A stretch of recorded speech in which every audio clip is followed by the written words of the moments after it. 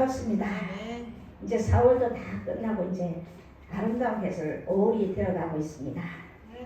이제 곧 5월입니다. 너무나 좋은 계절입니다. 우리의 마음속에도 이 5월의 그 꽃봉오리처럼 아름답게 꽃이 피어날 수 있는 계절이 되고 시간이 되기를 간절히 원합니다. 자, 오늘은 다윗의 성전 비결이라는 그 말씀으로 여러분과 함께 하겠습니다.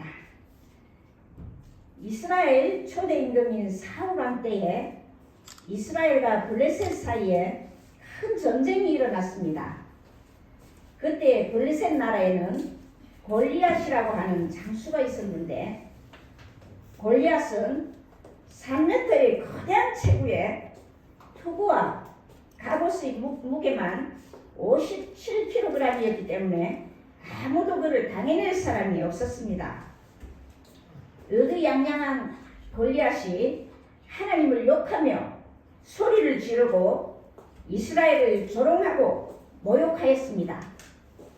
전쟁에서 지면 이스라엘 사람들은 전부 블레셋의 종이 되어 있었습니다. 그때에 이세 8번째 막내 아들인 다윗은 양을 치던 어린 소년이었는데 형들의 점심 식사를 가지고 왔다가 그것을 보고 강한 분노를 느꼈습니다. 이스라엘과 하나님을 욕하는 것을 보고 견딜 수가 없어서 사울 왕에게 자기가 싸워보겠다고 자청했지만 사울 왕은 사울 왕은 소년이고 다윗이 어림으로 안 된다고 했지만, 다윗은 여호와께서 나를 사자의 발톱에서 건져내셨은즉 나를 블레셋 사람의 손에서도 건져내시리이다 하며 간청하니까 너무 기특하여 자기가 입던 군복을 입혀주고 투구를 씌워주고 칼을 주었는데 너무 크고 맞지 않아서 다 벗어버리고 손에 막대기를 가지고 시내에서 매끄러운 돌 5개를 골라서 주머니에 넣고 손에 물매를 가지고 골리앗에게로 나갔습니다. 골리앗이 보더니 내가 나를 개로 여기고 막대기를 가지고 내게 나왔느냐, 너를 공중의 새들과 짐승들에게 주리라고 말했습니다. 이때 다윗은 믿음으로 담대하게 말했습니다. 너는 칼과 창과 단창으로 내게 오거니와 나는 만군의 여호와의 이름 곧 내가 모욕하는 이스라엘의 군대의 하나님의 이름으로 내게 가노라. 전쟁은 여호와께 속한 것인즉 그가 너희를 우리 손에 붙이시리라. 그러나 골리앗에게 달려갔습니다. 갑옷, 투구, 창, 방패와 비교하면은 볼품없는 소박한 무기인 조그만 돌은 철로 무장된 것을 뚫을 수 없는 상태입니다. 그런데 작은 돌은 골리앗의 이마 목소를 정목으로 찌릅니다. 이스라엘 군을 40일 동안 공포로만 흔들었던 골리앗은 맥없이 쓰러졌습니다. 이때 다윗은 골리앗의 칼을 빼어 골리앗을 죽이고 머리를 베었습니다. 이스라엘 군대는 만세를 부르며 승리하였습니다. 우리는 번쩍이고 화려한 결과에 환호하고 시선을 뺏깁니다. 하지만 누군가 지금 뿜어내는 위력의 시작은 소박한 일상의 물맷질이었음을 기억해야 합니다. 오늘날도 우리 앞에 골리앗과 같은 무서운 시험이 닥쳐올 때가 있습니다.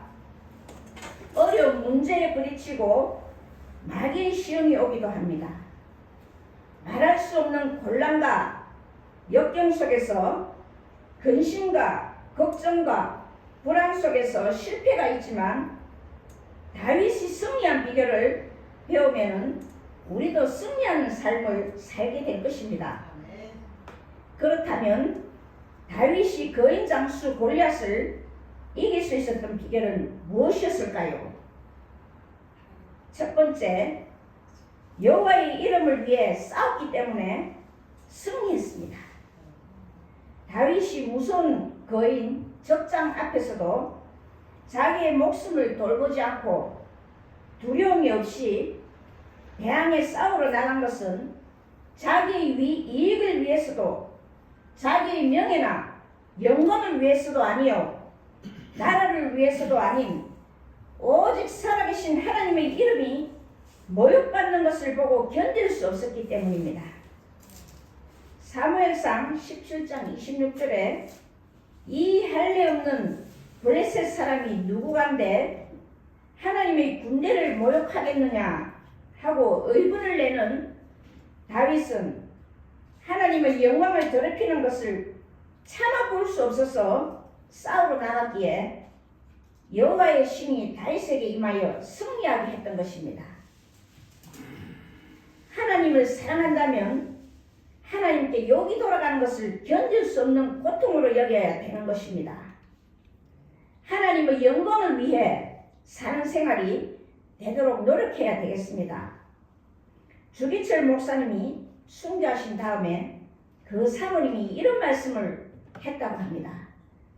내 남편은 애국자로 죽은 자가 아니요 민족을 위해 죽은 자가 아니라 하나님의 영광을 위해 죽은 사람입니다.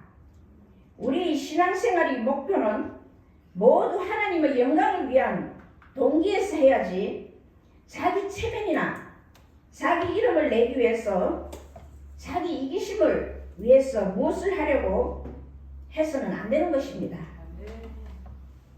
모세가 이스라엘 백성을 이끌고 광야를 지날 때에 이스라엘 백성이 하나님을 원망하고 모세를 원망하고 욕하니까 하나님이 진노하셔서 이스라엘 민족을 광야에서 다 쓸어 없애버리려고 오직 마음에 맞는 모세 한 사람을 통해서 큰 민족을 이루겠다고 모세에게 말씀하셨습니다. 그때에 자기를 돌로 쳐 죽이려고 원망하던 이스라엘 백성들을 생각하면 그거 참 잘 되었습니다. 그렇게 합시다. 그렇게 했을 법도 한데 모세는 그렇게 하지 않았습니다. 하나님이 만일에 당신의 백성을 이 광야에서 다 진멸해 버리신다면 이방 민족들이 볼 때에 하나님은 구원할 능력이 없어서 그 백성을 광야에서 다 엎드러지게 했다고 하나님께 욕이 돌아오지 않겠습니까? 그러나 차라리 내 이름을 하늘 생명록에서 지워줄지언정 이 백성을 멸하지 말아 주십시오. 하나님의 영광을 가로막는 일이 됩니다. 그러면서 하나님 앞에 도구하게 될 때에 하나님의 마음도 기뻤습니다. 그래서 이스라엘 백성을 진멸하지 아니하고 구원한 사실을 볼 수가 있습니다. 우리는 무슨 일을 하든지 하나님의 뜻에서 시작하고 하나님이 주시는 힘으로 진행해 나가고 하나님의 영광으로 끝나도록 해야만 될 것입니다. 내 이름이나 내 영광을 위해서 할 때는 실패요. 때로는 성공 같아도 결국은 실패입니다. 그러나 하나님의 영광을 위해서 일하는 것이라면 실패 같아도 성공입니다. 하나님이 우리를 택하신 이유는 우리를 하늘나라에 보내고 영생을 얻게 하려고 하는 것보다도 하나님을 기쁘시게 하고 하나님께 영광 돌리게 하기 위해서입니다. 요한복음 5장 44절에 너희가 서로 영광을 취하고 유일하신 하나님께로부터 오는 영광은 구하지 아니하니 어찌 나를 믿을 수 있냐라고 말씀했습니다. 하나님의 이름을 위하여 살 때에 우리는 승리할 수가 있는 것입니다. 네. 한 믿음 좋은 처녀가 결혼을 하고 남편의 고향인 전주로 내려가 가정을 꾸렸습니다. 시어머니는 불교의 독실한 보살이었습니다. 그래서 며느리는 처음에는 몰래 교회에 나갔는데 시어머니 반대에 부딪히고 말았습니다. 남편은 10년만 참자. 그 후에는 어머니도 수그러질 것이니 그때 마음대로 하라고 하였습니다. 그러나 남편의 속셈은 10년쯤 지나면 신앙을 아주 포기하겠지 하는 생각으로 그렇게 말한 것이었는데 부인은 그것이 아니었습니다. 부인은 몸만 교회에 안 나갈 뿐 구역장에게 부탁하여 매주 주보를 받아가지고 혼자 집에서 예배를 드렸습니다. 또 부인은 약방을 경영했는데 구역장을 통하여 11조를 꼬박꼬박 교회에 보냈습니다.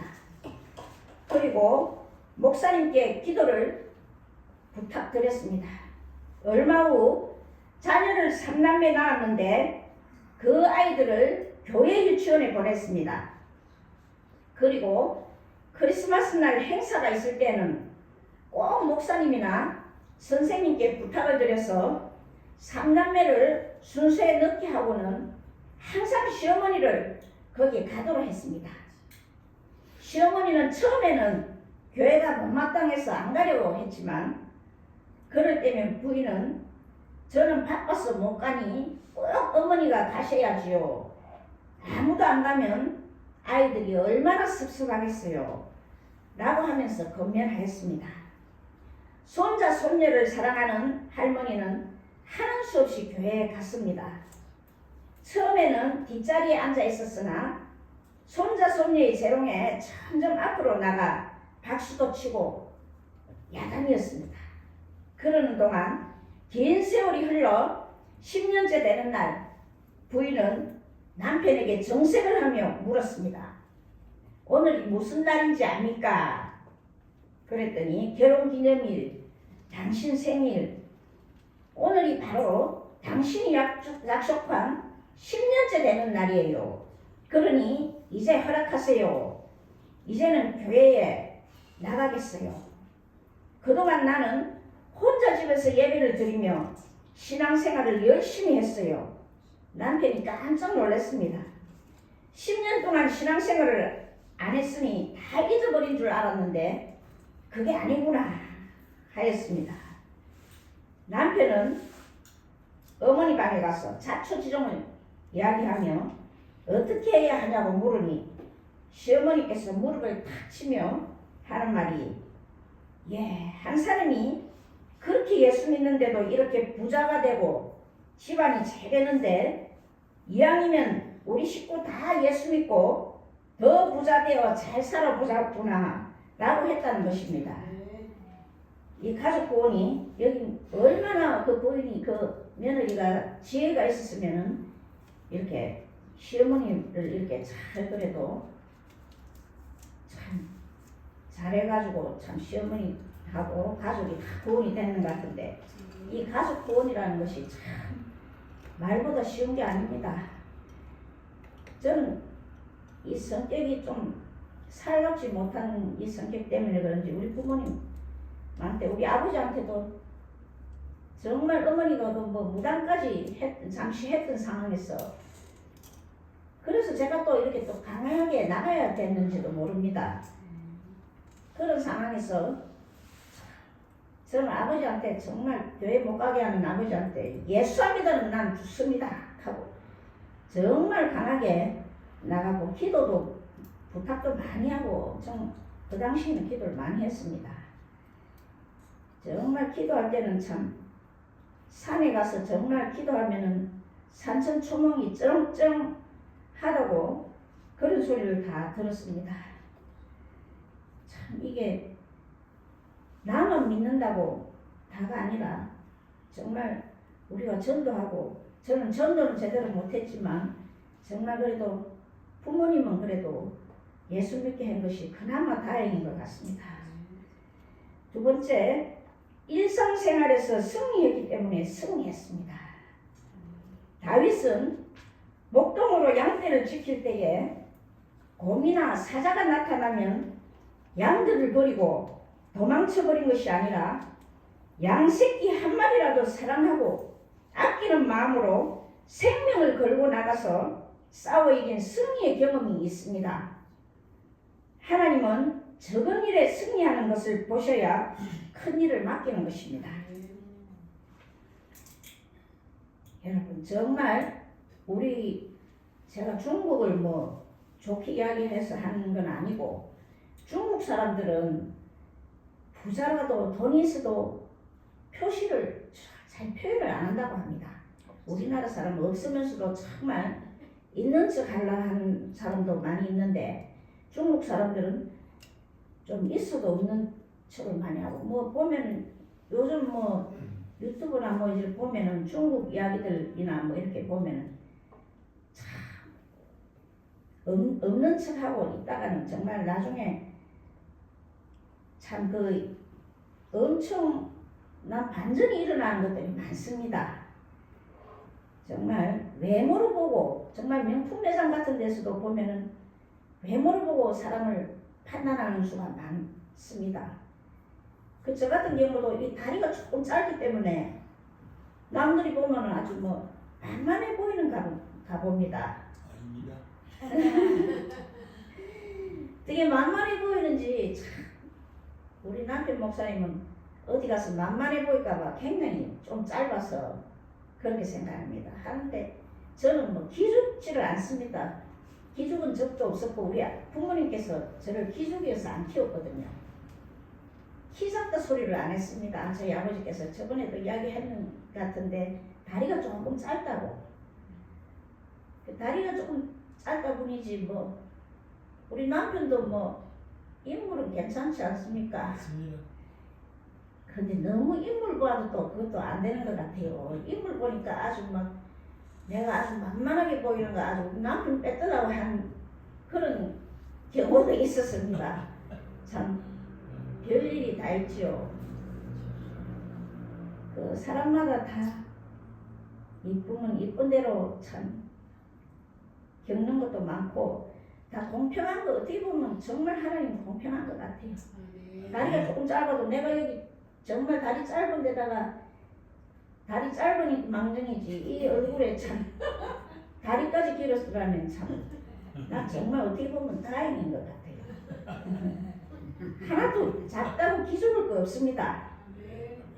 예, 하나님이 나와 함께 하시기 때문에 뭐 만만하게 보더라도 나를 만만하게 보면은 나중에 뭐 하나님이 알아서 해주시니까 뭐 마음 편하게 항상 생각하고 주님만 바라보고 우리는 가면 됩니다. 예. 한 불우한 소녀가 있었습니다. 그 소녀는 호르머니와 단둘이 살았는데 집안이 매우 가난하여 먹을 것이 없었습니다. 그래서 때로는 물로 배를 채우기도 하고 어떤 때는 가사 직전에서 이웃의 도움으로 겨우 살아남기도 했습니다. 게다가 설상가상으로 제2차 세계대전까지 터졌습니다. 소녀는 계속해서 굶주림으로 허덕일 수밖에 없었습니다. 그런데 다행히도 국제연합 아동보호기금 유니세프라는 단체에서 전쟁을 치르고 있는 지역의 아동들에게 빵과 우유를 나누어 주었습니다. 소녀는 그 구제품을 먹으며 겨우 위기를 극복할 수 있었습니다. 그리고 장성하여 세계적인 영화배우가 되었습니다. 이 소녀의 이름은 바로 오드리 헵번입니다. 오드리 헵번은 극심한 가난과 굶주림에 처했을 때 유니세프의 도움으로 살아났습니다. 자신이 성공하게 되었을 때 지난 과거를 생각하며 이 단체의 홍보대사가 되기를 결심했습니다. 특히 아프리카의 소말리아 같은 지역의 굶주린 소년들에게 가서 먹을 것을 주며 봉사활동을 했습니다. 그리고 아프리카의 천사라는 칭호를 받으며 인생을 마쳤습니다. 우리도 지나간 과거에 하나님께서 도움을 주시고 은혜를 베푸셨던 것, 지금까지 함께 하셨던 사실에 대해서 망각해서는 안 됩니다. 교만해서는 안 됩니다. 절망해서도 안 됩니다. 겸손해야 됩니다. 하나님 앞에 감사하는 마음을 가져야 합니다. 마음을 굳게 써야 되겠죠. 네. 하나님 다 보고 계시니까요. 하나님은 기도를 통해서 역사하십니다. 우리의 기도를 통해서 역사하십니다. 온상에서는 거목이 자라지 않습니다. 어항에서는 고래가 놀지 않습니다. 비가 내리지 않으면 무지개를 볼 수 없으며 거친 파도 없이 유능한 사공이 나오지 않습니다. 우리 인생에서 바람에 흔들리지 않고 피는 꽃은 없습니다. 세 번째, 갑옷을 입지 않았기 때문에 승리했습니다.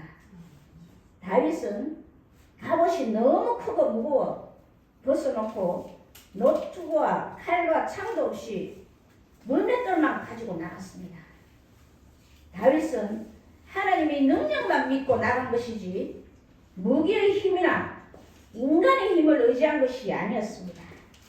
그러므로 그는 사무엘상 17장 47절에 여호와의 구원하심이 칼과 창이 있지 아니함을 이 무리로 알게 하리라. 전쟁은 여호와께 속한 것인즉 그가 너희를 우리 손에 붙이시리라 하고 말했습니다. 네 번째, 홀로 나갔기 때문에 승리했습니다.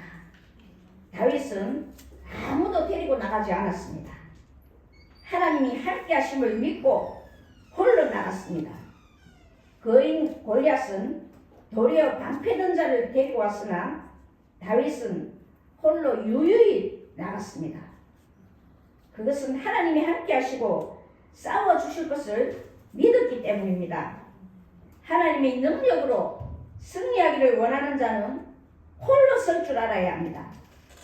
천국 가는 길은 혼자 가는 길입니다. 신앙생활은 하나님과 나와의 절대적인 1대1의 관계이지 중간에 아무 사람도 계제하여 같이 가거나 내 대신 갈 수가 없는 것입니다. 일찍이 위대한 성도들은 모두 외롭게 홀로 있는 법을 배웠습니다. 엘리야도 그리 시냇가에 홀로 숨은 생활을 거친 후에 갈멜산의 대승리를 거두게 되었습니다. 외로울 때 하나님을 만날 수 있고 하나님의 능력이 나타나고 하늘문이 열리는 것입니다. 야곱도 부모 형제를 떠나 홀로 브엘세바에서 하란으로 갈 때 하늘문이 열려 땅과 하늘을 연결하는 사다리에 천사가 오르락내리락 하는 것을 보았습니다. 신앙생활의 위기는 홀로 있을 때, 외로울 때가 아니라 반대로 세상의 환심을 많이 살 때요, 인기가 올라갈 때입니다. 하나님이 높여주시고 인기가 있어도 축복을 많이 받아 의지할 것이 많아도 하나님만 의지하고 홀로 설 줄 알아야 합니다. 세상적으로 외롭고 고독할 때, 아무도 의지할 사람이나 대상이 없을 때 우리는 진정으로 하나님을 만나고 하나님과 교제하며 가까워지는 것입니다. 다섯 번째, 하나님이 함께 하심을 믿었기 때문에 승리했습니다. 하나님이 함께 하시는 임마누엘의 축복이 제일입니다. 초막에 거할지라도 하나님이 함께 하시면 진정한 축복인 것을 믿으시기 바랍니다. 다윗은 자기가 비록 약해도 하나님이 함께 하신다는 믿음을 가지기 때문에 승리했습니다. 다윗은 목동이었으나 하나님이 함께 하심에 사자나 곰도 이겼고 골리앗도 이겼고 통일왕국의 대왕이 되었던 것입니다. 요셉은 억울하게 종살이도 하고 감옥살이도 했으나 여호와께서 함께 하심에 형통하더라고 했습니다. 하나님이 함께 하시는 사람, 하나님이 함께 하시는 교회, 하나님이 함께 하시는 국가는 승리합니다. 이 나라는 정말 주님이 함께 하시는 나라입니다. 숫자를 따지지 마시고 정말 주님이 기뻐하시는 좋은 분이 주님이 세워주실 거를 믿습니다. 오늘 이 다윗이 승리한 믿음으로 여러분도 승리하는 생활을 하시기를 주님의 이름으로 축원합니다. 할렐루야. 감사합니다. 잠시 기도하고 마치겠습니다. 사랑의 주님 감사합니다. 이 시간에도 주님이 함께 하셔서 아버지 은혜 주심을 감사드립니다. 그 마음속을 아버지 주님 치료하여 주옵시고 회복시켜 주옵시고 아버지 바뀔 수 있는 시간 되기를 간절히 원하옵니다. 주님 은혜 감사드리며 이곳을 주님 축복하여 주옵시고 주님이 함께 하실 줄 믿습니다. 감사드리며 예수님 이름으로 기도합니다. 아멘. 감사합니다.